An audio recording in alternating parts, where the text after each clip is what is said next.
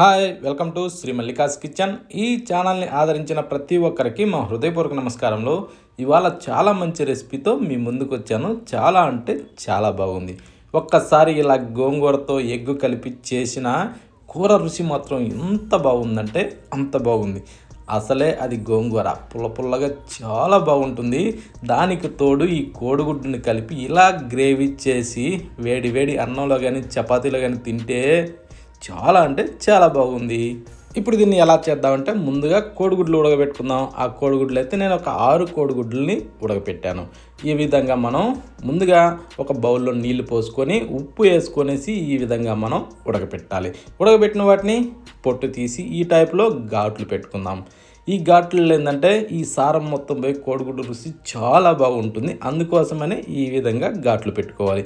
పెట్టిన వాటన్నిటిని తీసి ఒక బౌల్లో వేసుకొని వీటిని కాసేపు అలా పక్కన పెట్టుకుందాం. పక్కన పెట్టిన తర్వాత ఇప్పుడు గోంగూర తీసుకొని దాని ఆకులన్నీ ఈ విధంగా రెల్లుకొని కాడలు లేకుండా, ఓకేనా, ఈ విధంగా ఆకులన్నీ రెల్లి నీట్గా కడిగి రెడీ చేసి పెట్టుకోవాలి. రెడీ చేసిన దాన్ని దీన్ని పక్కన పెట్టి ఇప్పుడు స్టవ్ ఆన్ చేసి స్టవ్ మీద ఒక బాండీ పెట్టుకుందాం. బాండీ పెట్టిన తర్వాత ఇప్పుడు మనం నీట్గా రెడీ చేసి పెట్టిన ఆ గోంగూరని దీంట్లో వేసేసుకుందాం. గోంగూరను ఏంటంటే ఒలిచేటప్పుడు దాంట్లో ఉన్న ఆకు పురుగులు, గడ్డి పీసులు ఇలాంటి ఏమి లేకుండా నీట్గా ఏరేసుకోవాలి. ఇప్పుడు దాంట్లో కొద్దిగా పచ్చిమిరపకాయలు వేసుకుందాం. తర్వాత చిటికెడు సాల్ట్ కూడా వేసేసి కొద్దిగా నీళ్ళు పోద్దాం. అంటే ఒక టీ గ్లాసుడు మందం సరిపోతాయి.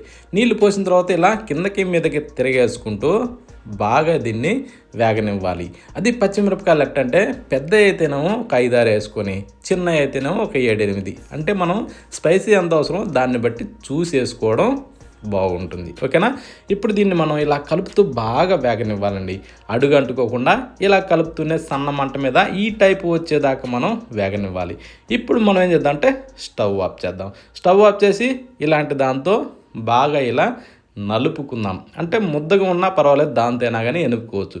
ఈ విధంగా గుజ్జులాగా అయ్యేదాకా దీన్ని వెనపాలి. ఈ విధంగా ఎనిపిన తర్వాత చూడండి, ఈ టైప్లో వస్తే చిక్కగా జిగటలాగా బాగుంటుందండి.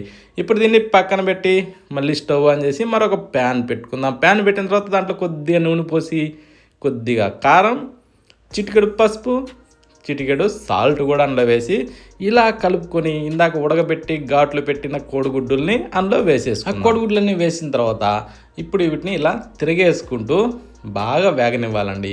ఈ కోడిగుడ్లు ఘాట్లు పెట్టున్నాం చూసినవా, వాటిలోకి కూడా ఈ ఆవిరి పోయి కోడిగుడ్డు మంచిగా ఫ్రై అయ్యే విధంగా మనం ఇలా ఉడకబెట్టాలండి. ఎలా ఫ్రై అయ్యాయి సూపర్గా ఉంటుందండి ఇలా చేస్తే. ఇప్పుడు ఈ ఫ్రై అయినట్టుని తీసి ఒక ప్లేట్లో వేసి పక్కన పెట్టేసి అదే నూనెలో కొద్దిగా జీలకర్ర, ఒక 3 ఎండుమిరపకాయలు, కొద్దిగా కరివేపాకు ఇవి వేసి చిటపట్లానిచ్చి కట్ చేసి పెట్టిన ఉల్లిపాయ ముక్కల్ని అందులో వేసుకుందాం. నేనైతే ఒక 3 ఉల్లిగడ్డలు వేసా. ఆ తర్వాత ఇలా కలుపుతూ మంచి కలర్ రానివ్వాలండి. ఈ విధంగా ఉల్లిగడ్డలు మెత్తబడినిచ్చి ఇప్పుడు అల్లం వెల్లుల్లి పేస్టు 1 స్పూను అందులో వేసుకుందాం. వేసిన తర్వాత దీన్ని కూడా ఈ విధంగా కలుపుతూ పచ్చి వాసన పోయేదాకా దీన్ని బాగా ఇలా వేగనివ్వాలి. ఇలా వేగిన తర్వాత కట్ చేసి పెట్టిన ఒక 3 పండు టమోటాలని అందులో వేసేసుకుందాం. తర్వాత రుచి సరిపడా 1 స్పూను సాల్ట్ అందులో వేసుకొని ఇలా కాస్త కలుపుకొని మూత పెట్టి బాగా ఈ టమోటాలని మెత్తబడనివ్వాలి. చూడండి, ఈ టైపు మెత్తబడేదాకా వీటిని వేగనిచ్చి ఇప్పుడు స్పైసీ తగ్గట్టుగా 1 స్పూను కారం వేసుకుందాం. ఎందుకంటే పచ్చిమిరపకాయలు వేస్తున్నాం కదా.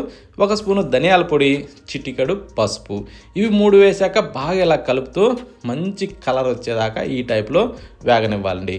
ఆ తర్వాత ఇందాక ఫ్రై చేసి పెట్టిన గోంగూరని అందులో వేసేసుకుందాం. ఫ్రై చేసి మెత్తగా ఎనిపాం కదా, దాన్ని ఇప్పుడు దీంట్లో వేసిన తర్వాత కొద్దిగా నీళ్ళు అలా తొలిపి అందులో పోసేసుకుందాం. ఆ బాండీని పోసిన తర్వాత ఇప్పుడు దీన్ని బాగా కలుపుతూ బాగా మిక్స్ చేసుకోవాలండి. ఈ గోంగూర ఏంటంటే ఈ ఆనియన్ టమోటా పేస్ట్లో ఇలా బాగా కలిసిపోయి ఇలా తుక అంటూ ఉడకాలి. ఇప్పుడు మనం ఫ్రై చేసి పెట్టిన ఈ కోడిగుడ్డుల్ని దాంట్లో వేసేసుకొని కాస్త ఇవన్నీ మిక్స్ చేసుకోవాలి. ఈ మొత్తం బాగా కలిసే విధంగా మిక్స్ చేసుకుంటే ఈ కోడిగుడ్లలోకి ఈ సారం బాగా పీల్చుకుంటుంది. ఇప్పుడు మీదకించి కొద్దిగా గరం మసాలా అలా వేసుకునేసి బాగా కలపాలండి. కలిపిన తర్వాత మూత పెట్టేసి దీన్ని కాసేపు అలా బాగా డమ్మనగనివ్వాలి. ఈ మూత పెట్టి కాసేపు అలా డమ్మనగితే రుచి సూపర్గా ఉంటుంది. ఆ మూతైనా ఎందుకు పెట్టేదంటే ఆవిరి అన్నది బయటికి పోకుండా ఇంట్లోనే బాగా ఇనికేతందుకు. ఓకే, ఇప్పుడు మీదకించి కొద్దిగా కొత్తిమీర సల్లేసుకునేసి కాస్త అలా తిరిగేసుకొని ఇప్పుడు వెంటనే స్టవ్ ఆఫ్ చేసుకోవచ్చు. ఇప్పుడు ఒక్కసారి దీన్ని సర్వ్ చేసుకొని వేడివేడి అన్నంలో కానీ చపాతీలో కానీ బిర్యానీ చేసినా, అంటే మనం వెజ్ బిర్యానీ అలాంటివి చేసుకుంటాం కదా, దాంట్లోకైనా సరే చాలా అంటే చాలా బాగుంటుంది. ఇది ప్రతి ఒక్కరూ ఖచ్చితంగా ట్రై చేయండి. ఈ విధంగా ట్రై చేసిన ఎవరికైనా సరే సూపర్గా కుదురుతుందండి. ప్రతి ఒక్కరూ ఎంతో ఇష్టంగా తినగలిగే ఈ గోంగూర కోడిగుడ్డు కర్రీ చాలా అంటే చాలా బాగుంది. ప్రతి ఒక్కరూ తప్పకుండా ట్రై చేయండి. మరొక వీడియోలో కలుద్దామా?